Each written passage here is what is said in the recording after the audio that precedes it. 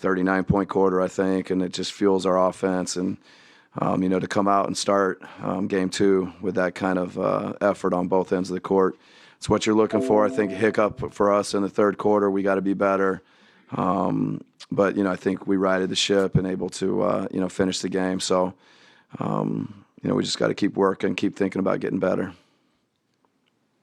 But Tim Reynolds with the AP, to elaborate on the start a little bit, the building's obviously very electric, as it's been for you guys all year. When Giannis starts the game with a dunk, a block, and another dunk all in like the first 45 seconds, can you script a better way to get your team and this building going?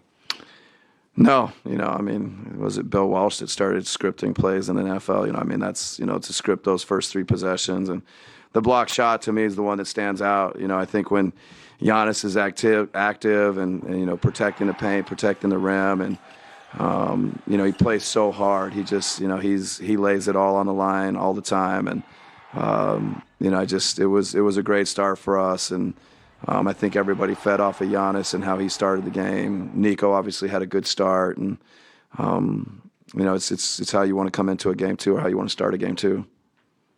Game Pittman with the pick and roll, Bud. Ersan tonight obviously had a strong performance during the second quarter when the game was still in the balance. He really sort of took over. What did you see from Ersan tonight? Yeah, he was fabulous. It was, I think clearly his best game of the year, and in a big moment for Ersan to step up. He's such a pro. We've been together for a few years now. It's just, I have so much confidence and faith and trust in him, and he has tough shots and everything he does defensively. And the whole bench. You look at George and Malcolm and just the production we're getting from our bench. And I think Pat does a lot of things that help us win too. So I think the bench continues to be a real strength for us. And Ersan just was off the charts tonight. Ricardo Torres, Racine Journal-Times.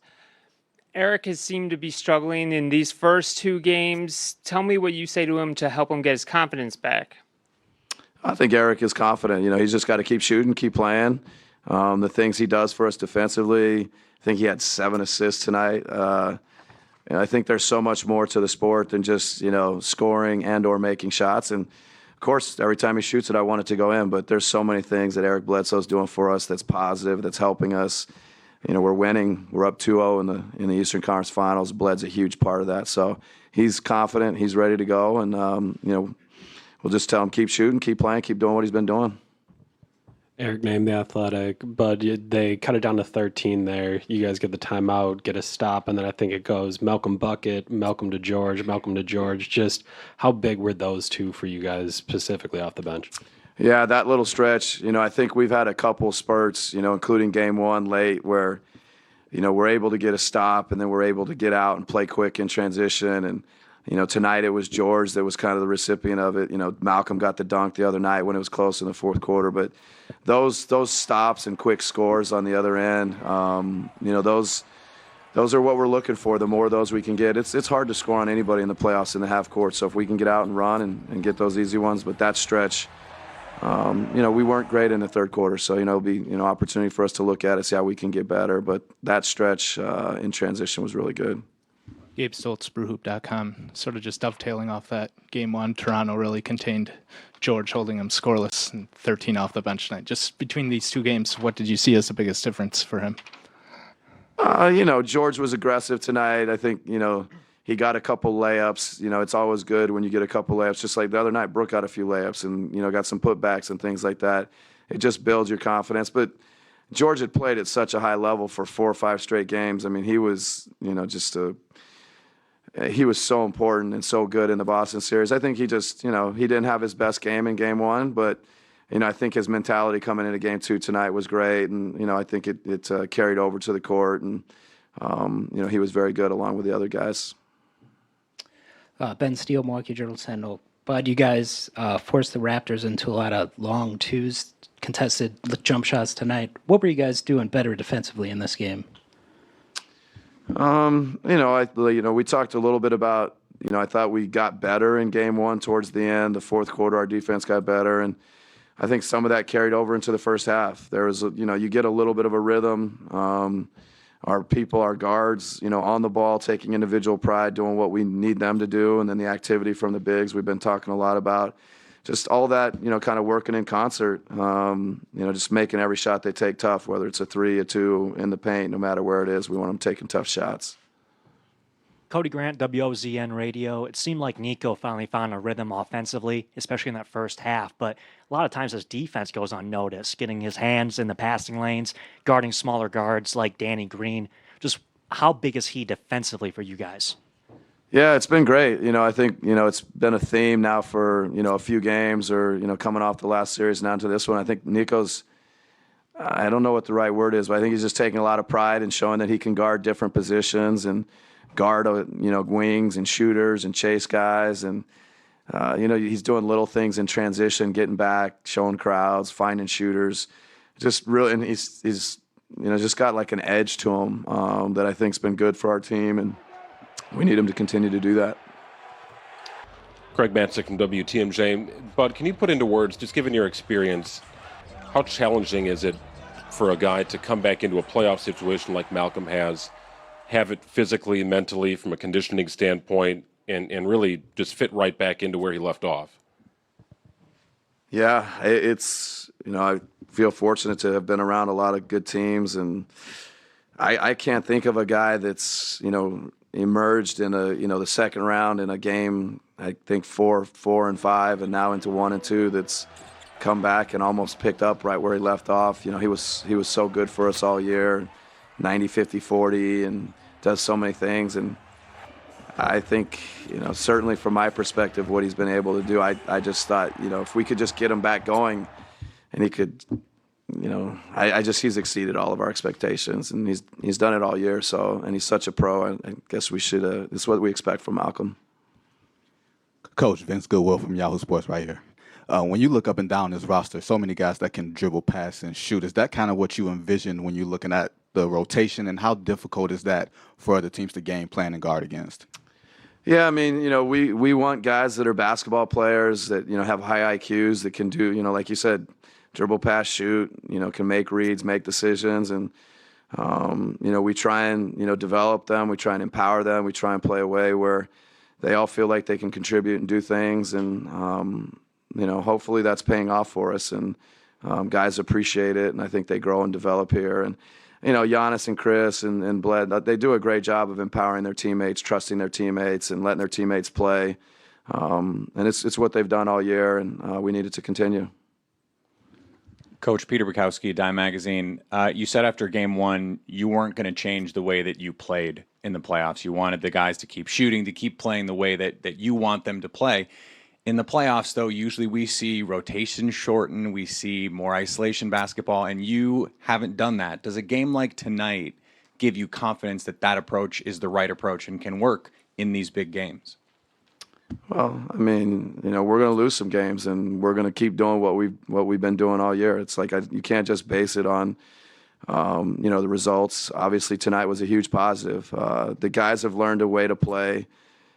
They believe in it. We believe in it. And, the more positive results you get, sure, it reinforces it. It just, lets them know that nothing's going to change. And, I think we'll just continue that going into game 3, win or lose, going into game 4. It's everybody's built their habits. Everybody to some degree is who they are.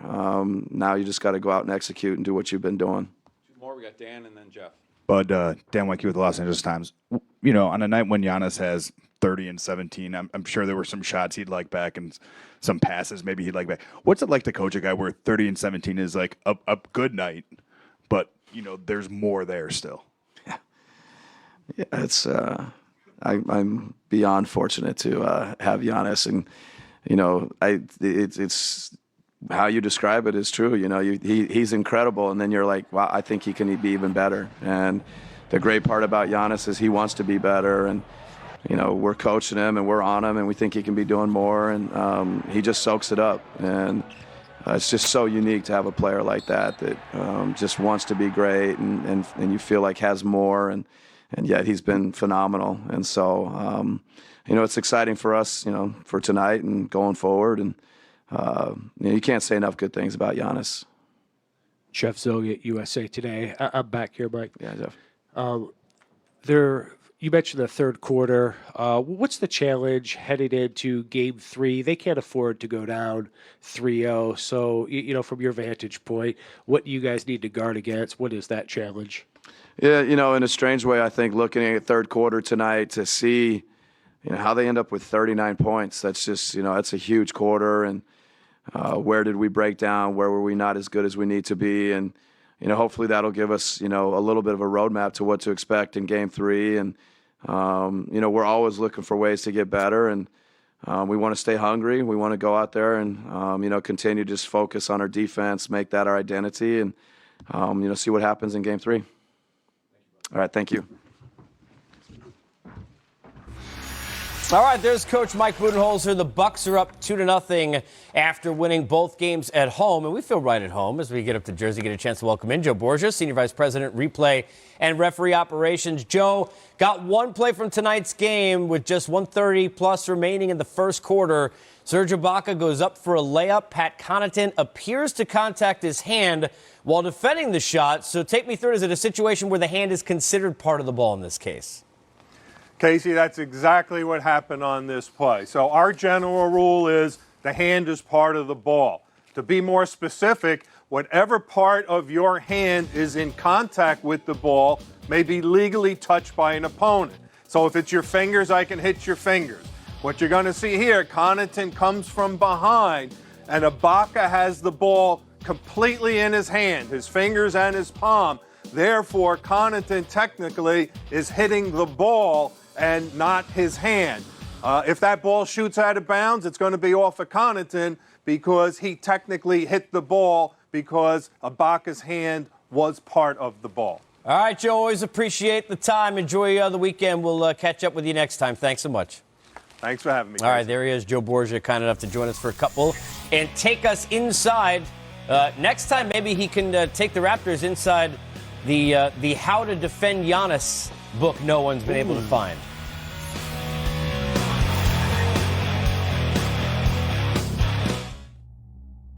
We build with purpose, with pride, because we build for the builders.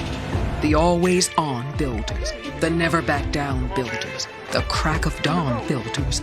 We build trucks for them, and we've proudly done just that for over a century. So why stop now? There's so much more to build.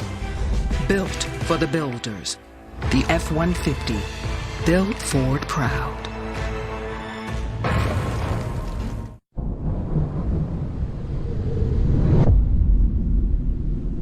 Who are you? I am failure. Failure? I thought I defeated you. Perhaps. But more success sows more doubt. That doesn't concern me. Your weakness should concern you.